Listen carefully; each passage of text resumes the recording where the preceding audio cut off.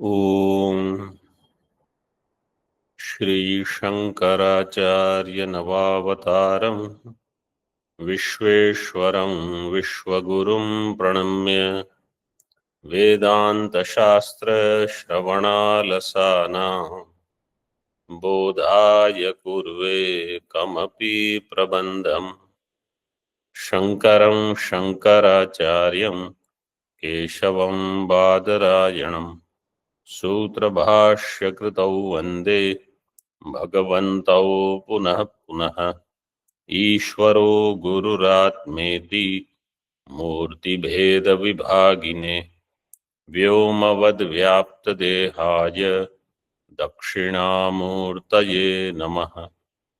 ओम शांति शांति शांति।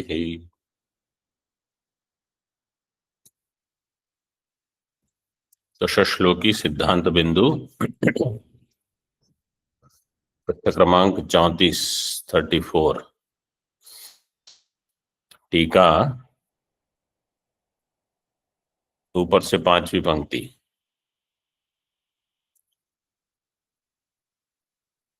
सिद्धांति ने 7 या 8 युक्तियां बताई है। 7 युक्तियां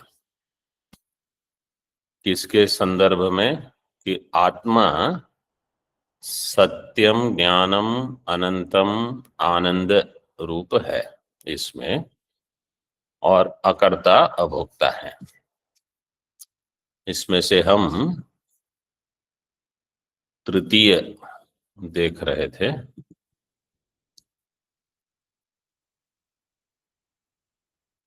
आत्मा धर्मी, ज्ञान उस आत्मा का धर्म। अगर इस प्रकार से हम विचार करेंगे तो इनमें कुछ संबंध मानना पड़ेगा। धर्म और धर्मी के बीच संबंध होगा। संयोग संबंध नहीं हो सकता, क्योंकि वो संयोग संबंध केवल द्रव्य के बीच में होता है। द्रव्ययोरेव संयोगः। तो समवाय संबंध मानना पड़ेगा। समवाय संबंध संबंधी से भिन्न है कि अभिन्न है? पंक्ति देखिए।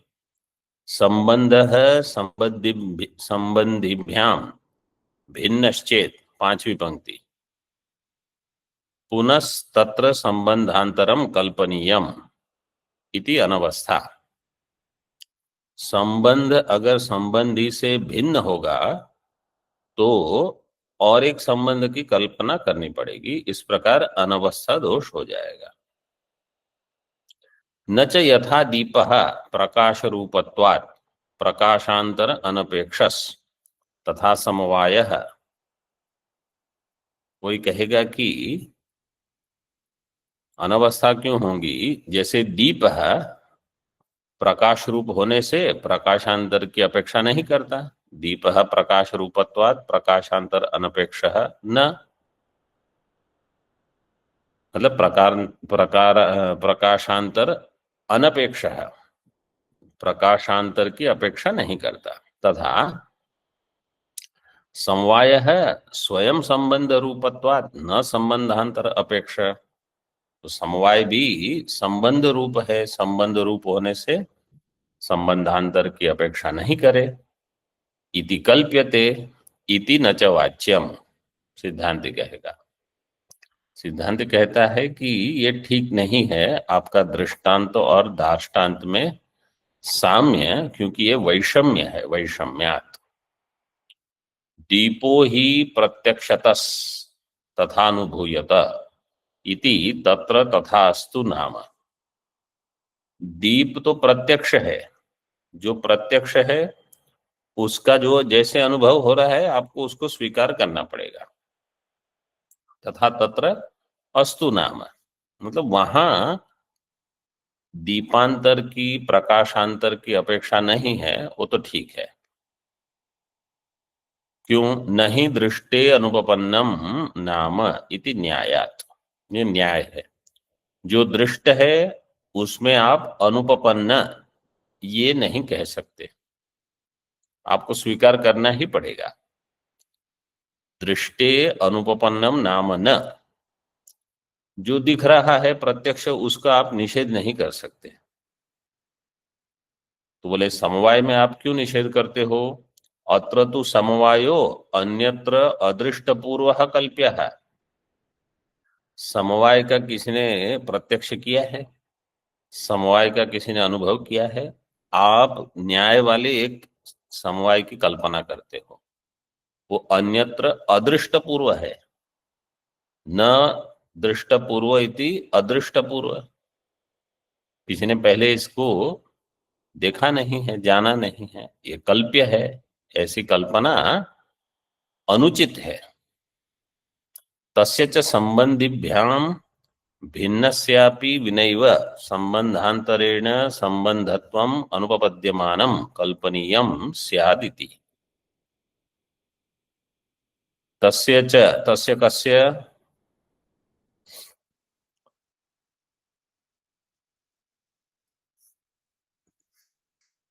तस्य तस्य कस्य, संबंधस्य, समवाय संबंधस्य, समवायस्य, समवाय संबंधस्य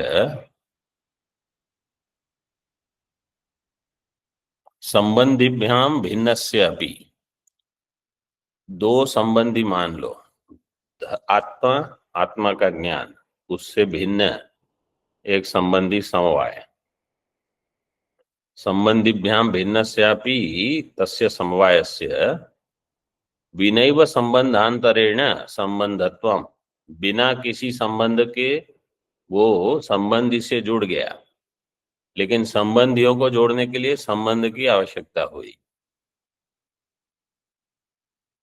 अनुपपद्यमानम कल्पनीयम स्यात्, ये इसकी उपपत्ति नहीं होगी, ये अनुपपद्यमान कल्पनीय है। ऐसी कल्पना जो युक्ति से ठीक नहीं है।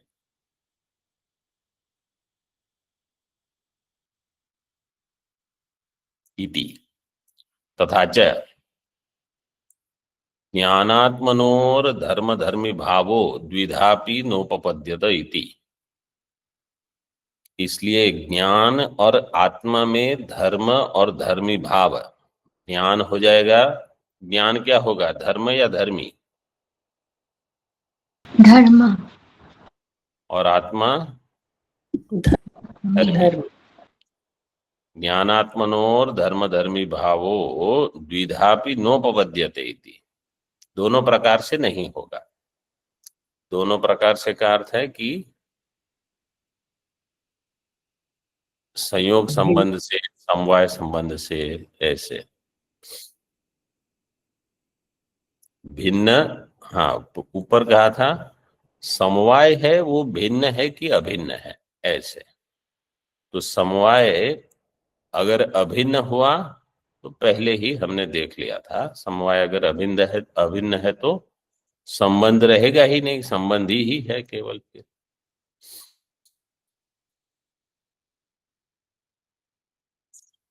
ननु देहातिरिक्त आत्मवादिनस्तव मते अपि कथं ज्ञानात्मनोर धर्म धर्मी भावः।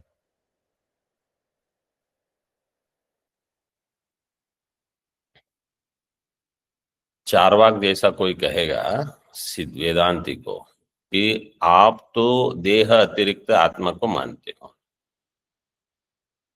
देहातिरिक्त आत्मवादिनस्तव मते अपि कथम ज्ञानात्मनोर धर्म धर्मी भाव, ज्ञान और आत्मा में धर्म धर्मी भाव कैसे होगा?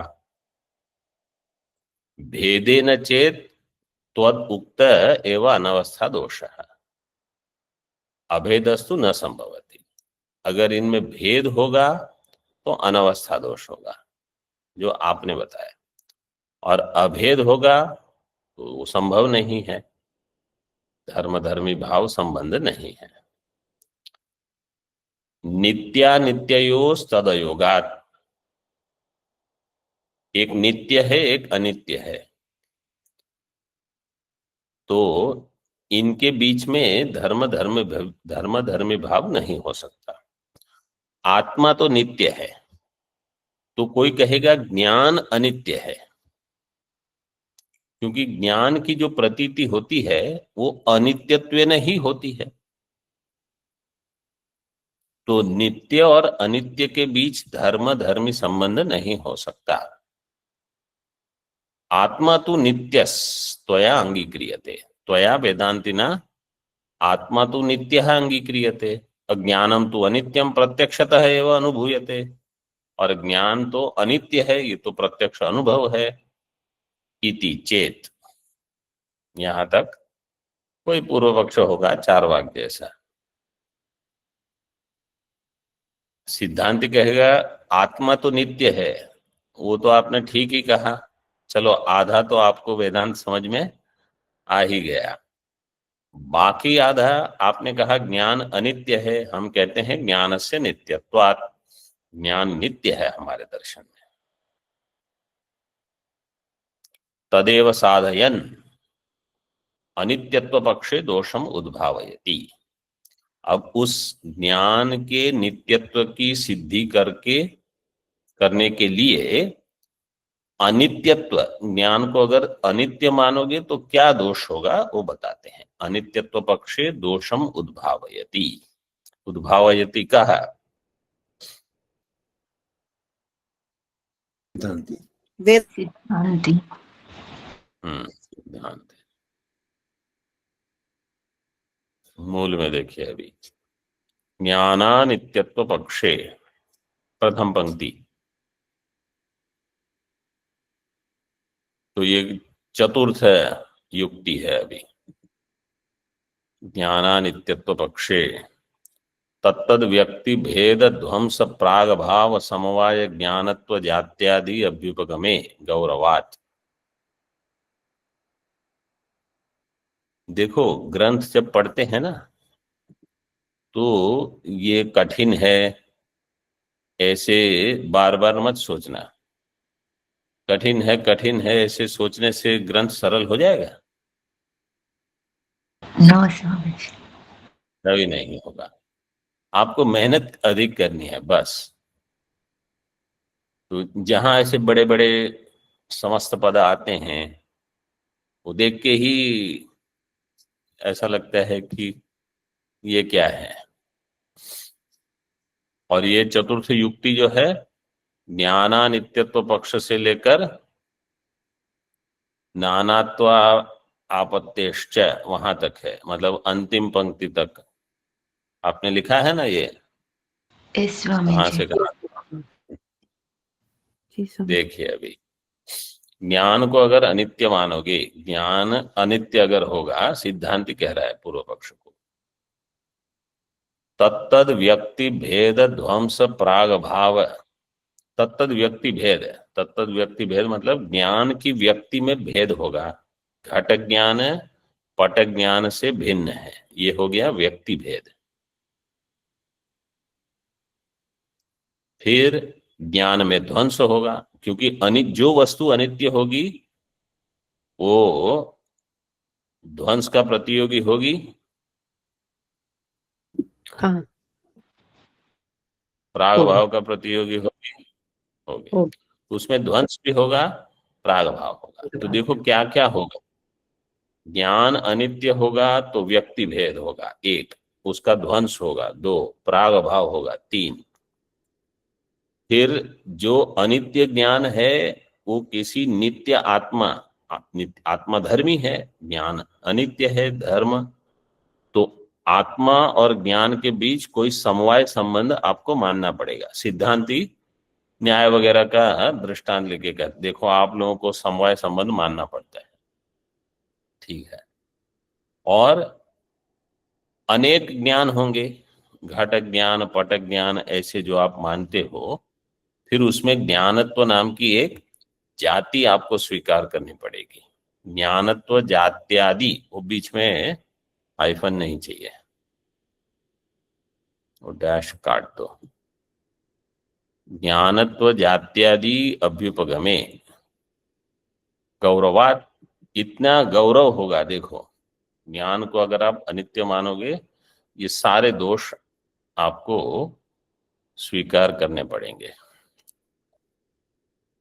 और एकत्व अभ्युपगमे च अतिलाघवात, वो बाद में देखते हैं, टीका में देखिए पहले।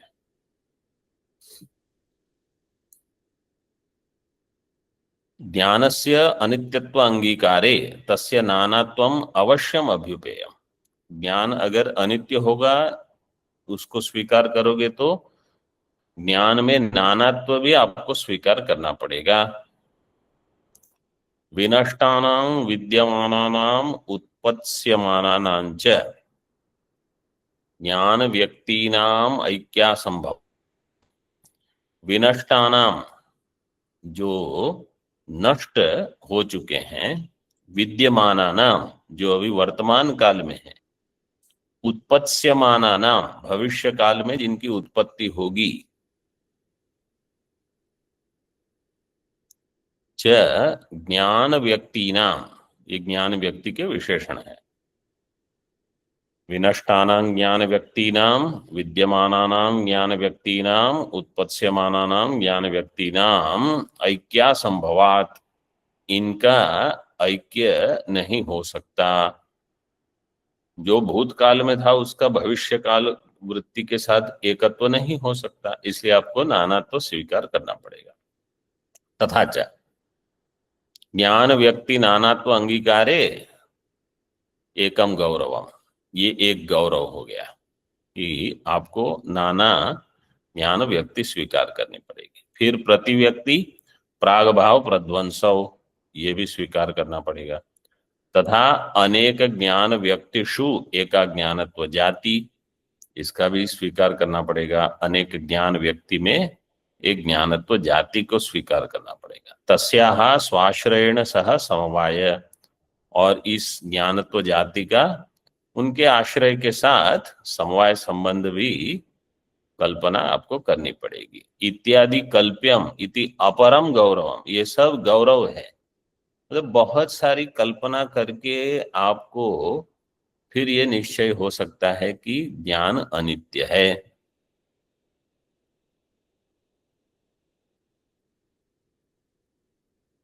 पूर्व पक्ष कहेगा लेकिन जैसा है वैसा ही आपको मानना पड़ेगा।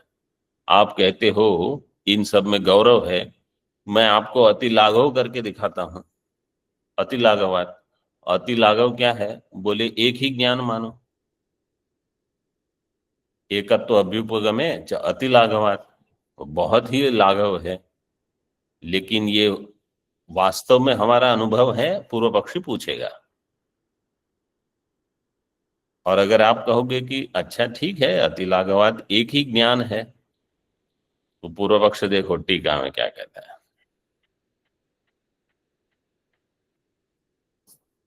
अथैवम घटपटादीनामपि ऐक्यमस्तु लाघवात, फिर आप घट और पट को भिन्न क्यों मानते हो? लाघवात उसको भी एक ही मानो। और ऐसा करोगे तो अगर कोई कहेगा अच्छा ठीक है, इष्टापत्ति घटपट एक ही तो है, तो तथा मिथो विरुद्धयोरपि तेजस्तिमिरयोः शीतोष्णयोः सुख दुःखयोश्च ऐक्यमस्तु, फिर जो परस्पर विरुद्ध है उनमें भी ऐक्य मानो। तेज तिमिर, जो प्रकाश और अंधकार में, शीत और उष्ण में, सुख दुख में, ये एक थोड़ी है, ये सब भिन्न भिन्न है। इसी प्रकार घटपट भी भिन्न है, ज्ञान में भी नाना तो आपको मानना पड़ेगा। गौरव हो तो क्या है? पूर्व पक्षी और बताता है थोड़ा। किम बहुना पंचभूतानाम अपि पंचेन्द्रियाणाम अपि च पंचत्व कल्पना गौरव ग्रस्तत्वाद न कार्या। आप पांच भूत की कल्पना क्यों करते हो? एक ही भूत से चला लो, तो गौरव है पांच में। पांच इंद्रिय क्यों? एक ही इंद्रिय। पंचत्व कल्पना ये सब गौरव है। गौरव ग्रस्तत्वाद, गौरव से ग्रस्त होने के कारण पंचत्व कल्पना न कार्या। इति प्रतिद्वंद्वी उपादानेन, द्वंद्वी ये जो दूसरा द्व है ना, वहां एक हलंत चाहिए, वो जुड़ जाएगा। प्रतिद्वंद्वी उपादानेन कश्चित् ब्रूयात् चेत तत्र इत्थम वक्तव्यम। अगर कोई ऐसा कहे तो उनको अब ऐसे उत्तर देना है। भाष्य में देखिए, यहां तक समझ में आया सबको क्या चल रहा है? यस स्वामी जी। स्वामी जी।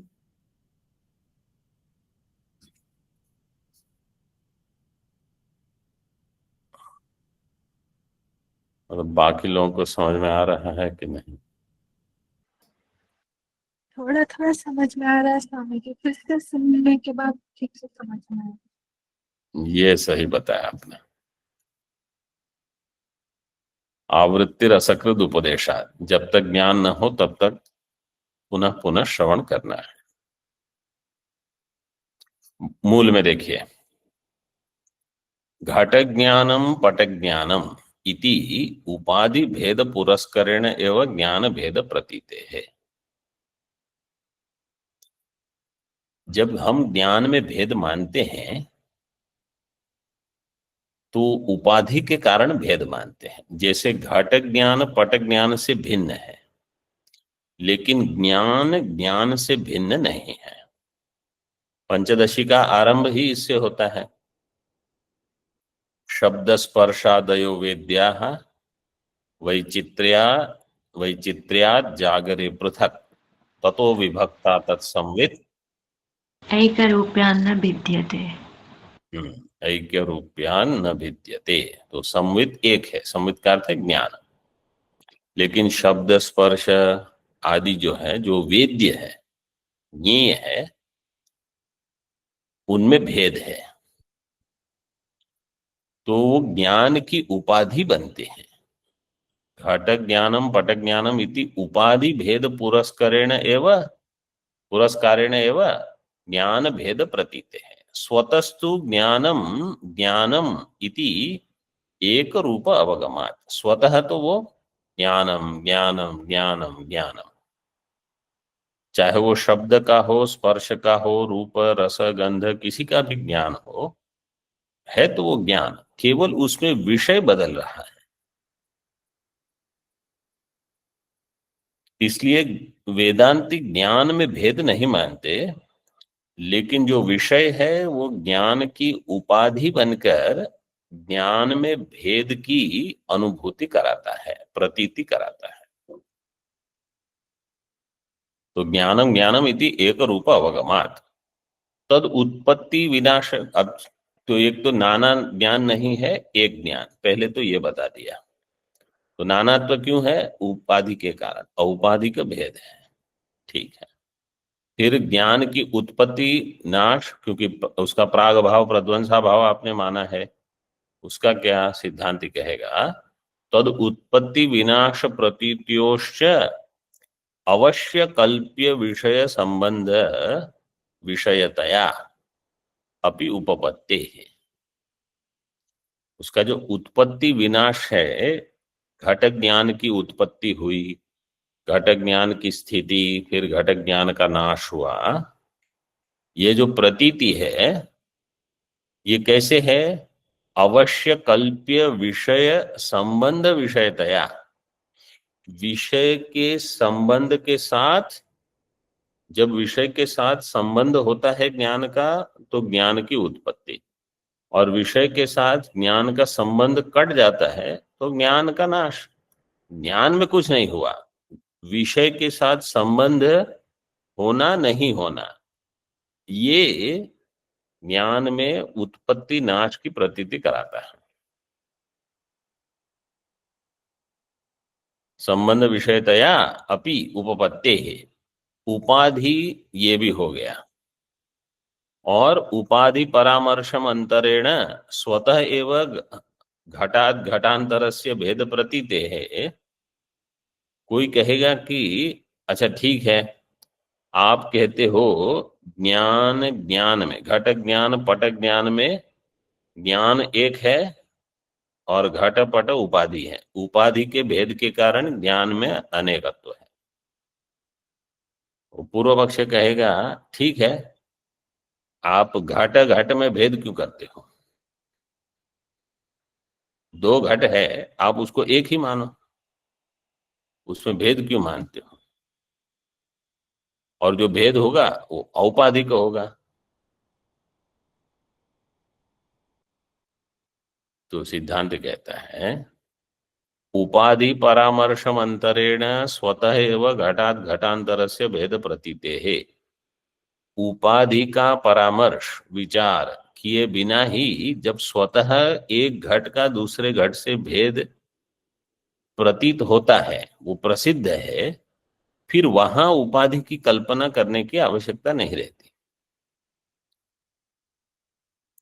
जो प्रत्यक्ष है वहां आप कल्पना नहीं करते, तो सिद्ध ही है, और वहां उपाधि की आवश्यकता नहीं है। क्यों? स्वतः ही उनमें भेद प्रतीत हो रहा है। टीका में देखिए, यत्र परस्पर वैलक्षण्येन स्वरूपतो भेदः प्रत्यक्षम अनुभूयते तत्र अनुभवानुसारेण अंगीकार्यमेव न तत्र गौरवम दोषाय। जहां परस्पर वैलक्षण्य से स्वरूपतः भेदः प्रत्यक्षम अनुभूयते, स्वरूपतः जो भेद है वो प्रत्यक्ष ही उसका भान हो रहा है, तो वहां अनुभव के अनुसार आपको स्वीकार करना पड़ेगा। तत्र अनुभवानुसारेण अंगीकार्यमेव न तत्र गौरवम दोषाय। वहां अगर कोई गौरव हो रहा है वो दोष नहीं माना जाएगा। कल्पनीय अर्थे ही लाघव गौरव चर्चा न प्रत्यक्षे, ये नियम है। जैसे दृष्टांत देता हूं अभी, समझो कोई कहेगा कि ये जगत किसने बनाया, तो हम कहेंगे ईश्वर ने बनाया। ठीक है? तो कोई पूछेगा कि कितने ईश्वर लगे इसमें बनाने में, तो आप क्या कहोगे? एक ही ईश्वर से हो जाएगा। लाघव है, अनेक मानने की आवश्यकता नहीं है।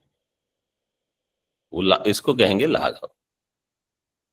ठीक है, फिर कोई पूछेगा आपका ये कमरा है, तो कोई हॉल है, कितने आदमियों ने बनाया, तो आप कहोगे कि 25 लोग थे, 20 लोग थे कुछ, उन्होंने बनाया। बोले लाघवात एक की कल्पना कर लो। बोले कल्पना तब करनी है जब आपने नहीं देखा कि कितने लोग थे। जब आपने देखा है 25 लोग काम कर रहे हैं, तो आपको फिर वहां कल्पना करने की आवश्यकता नहीं है, और 25 में गौरव नहीं माना जाएगा। क्यों? क्योंकि वो प्रत्यक्ष है। जहां कल्पना करनी है वहां लाघव गौरव का प्रश्न होगा। जो कल्पना का विषय ही नहीं है वहां लाघवात अथवा गौरवात आप संख्या बदल नहीं सकते।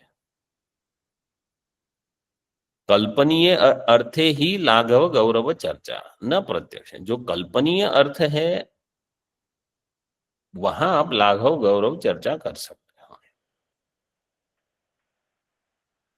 समझो कहीं बाहर आवाज आ रही है, कोई 2-3 लोग बोल रहे होंगे थोड़ा जोर से, तो अभी आपको कल्पना, आपके दरवाजे खिड़की सब बंद है, आपको कल्पना करनी है कितने होंगे। बोले 2-3 लोग होंगे। 200-300 लोग हैं, ऐसे कल्पना करने की आवश्यक, वहां गौरव है। जब 2-3 से ही इतना ये बातचीत या जो भी है वो हो रही है, आपको सुनाई दे रही है, तो 200-300 अथवा कहो 2000 लोग जमा हुए हैं, ये कल्पना करने, ये इसमें गौरव दोष होता। तो जहां जो योग्य है उस प्रकार से विचार किया जाता है। यद्यपि घट ज्ञानम पट ज्ञानम इति भेदः प्रतीयते। घटक ज्ञान पट ज्ञान का भेद तो समझ में आता ही है, प्रतीति है उसकी। तथापि स न स्वरूपतः, लेकिन स्वरूपतः ज्ञान में भेद नहीं है। किंतु घट पटादि उपाधितः, लेकिन घट पटादि उपाधि से ये भेद है। तथा च उपाधि भेदेन उपधेये ज्ञाने भेदस्य कल्पनीयत्वात्। उपाधि भेद से उपधेय जो ज्ञान है उस ज्ञान में भेद की कल्पना की जाती है। ज्ञाने भेदस्य कल्पनीयत्वात् तत्र लाघव गौरव चर्चाया अवसरः। वहां लाघव गौरव की चर्चा का अवसर है। घट में भेद नहीं है, अथवा घट का जो भेद है वो प्रत्यक्ष है दो घट में, तो वहां आप कहोगे नहीं उपाधि से हुआ, ये ठीक नहीं है। और कि जहां कल्पना की आवश्यकता ही नहीं है, जो प्रत्यक्ष ज्ञान से प्राप्त है, वहां फिर लाघव गौरव चर्चा भी नहीं होती। अतएव घट मठादि उपाधि भेदे अपि आकाश भेदो न स्वीकृत है, तार्किक। इसलिए घट मठादि में उपाधि भेद तो है, उपाधि भेदे अपि आकाश में भेद तार्किकों ने स्वीकार नहीं किया है। आकाश भेदो तार्किक ही न स्वीकृत है। तथा च विषय भेदे अपि आश्रय भेदे अपि लाघवात् ज्ञानम एकमेवा स्थेयम। इसलिए विषय भेद से आश्रय भेद से भी लाघवात् ज्ञान एक ही है। विषय भेद से भेद होगा वो उपाधि का। आश्रय भेद का अर्थ है चैत्र का ज्ञान, मैत्र का ज्ञान, देवदत्त का ज्ञान, ये आश्रय भिन्न है। प्रमाता में भेद, प्रमाता में भेद से अथवा प्रमेय में भेद से ज्ञान में भेद लगता है, वास्तव में ज्ञान एक है। आश्रय से प्रमाता। ननु घट ज्ञानम नष्टम पट ज्ञानम उत्पन्नम इति प्रतीतेर ज्ञानानाम अनेकत्वम आस्थेयम इति चेत। घट ज्ञानम नष्टम ऐसा अनुभव होता है, फिर पट ज्ञानम उत्पन्नम ये भी प्रतीति होती है, तो ज्ञान में अनेकत्व आपको मानना पड़ेगा। इति चेत न ज्ञानस्य घटपटादि विषयेण सह यह संबंधस्तद विषयिणी सा प्रतीति है। ज्ञानस्य घटपटादि विषयेण सह यह संबंध, ज्ञान का घटपटादि के साथ जो संबंध है, तद विषयिणी सा प्रतीति। जब संबंध हुआ तो ऐसा लगता है घट ज्ञान उत्पन्न हुआ। जब वो संबंध नष्ट हो गया तो ऐसा लगता है घट ज्ञान नष्ट हो गया।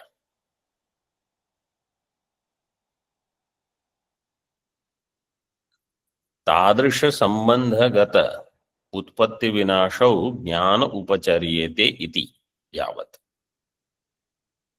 तादृश संबंधगत उत्पत्ति और विनाश, उत्पत्ति विनाशौ ज्ञाने उपचर्येते, ज्ञान में इसका उपचार होता है। एक ज्ञान उत्पन्न हुआ, ज्ञान नष्ट हुआ, द्वितीय ज्ञान उत्पन्न हुआ। ज्ञान में नित्यत्व है, ज्ञान में उत्पत्ति विनाश नहीं है। ये उपाधि के साथ संबंध हुआ तो हम कहते हैं ज्ञान उत्पन्न हुआ। उपाधि का संबंध नष्ट हो गया तो हम कहते हैं ज्ञान नष्ट हो गया। तथा च सिद्धम ज्ञान से एकत्वम नित्यत्वम च इति एकेन आत्मना सह ज्ञानस्य न भेदानुपपत्ति। इसलिए ज्ञान का एकत्व नित्यत्व सिद्ध हो गया एक आत्मा के द्वारा। एकेन आत्मना सह ज्ञानस्य न अभेद अनुपपत्ति, ज्ञानस्य न अभेद अनुपपत्ति। इसका अर्थ है ज्ञानस्य भेद अनुपपन्नम, भेदमुपपन्नम। ज्ञानस्य न अभेद अनुपपत्ति। आत्मना सह ज्ञानस्य न अभेद अनुपपत्ति। इसका अर्थ क्या हो गया? अभेद, ज्ञानस्य भेद अनुपपत्ति। आत्मा और ज्ञान का अभेद। आत्मा और ज्ञान एक है। न और अनुपपत्ति ये एक दूसरे को काट देंगे, अभेद रह जाएगा। न अभेद अनुपपत्ति ही, अभेद न हो ऐसी अनुपपत्ति नहीं होगी, अथवा अभेद न हो ऐसी अनुपपत्ति होगी। मतलब अभेद रहेगा, अभेद न हो ऐसी अनुपपत्ति, तो न अनुपपत्ति दोनों निकल जाएंगे, अभेद रह जाएगा।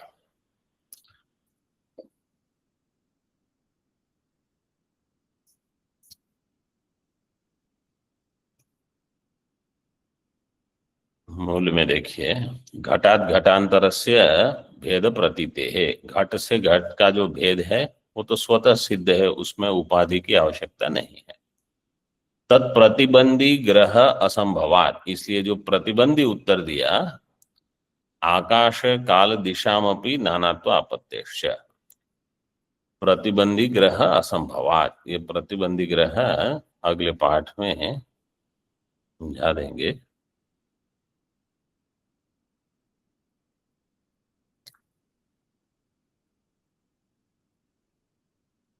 टीका में एक पंक्ति देख लीजिए, अभेदेन धर्म धर्मी भावे च आश्रयस्य निर्धर्मकत्व एव पर्यवसानं भवति इति आत्मा निर्धर्मकः सिद्धः।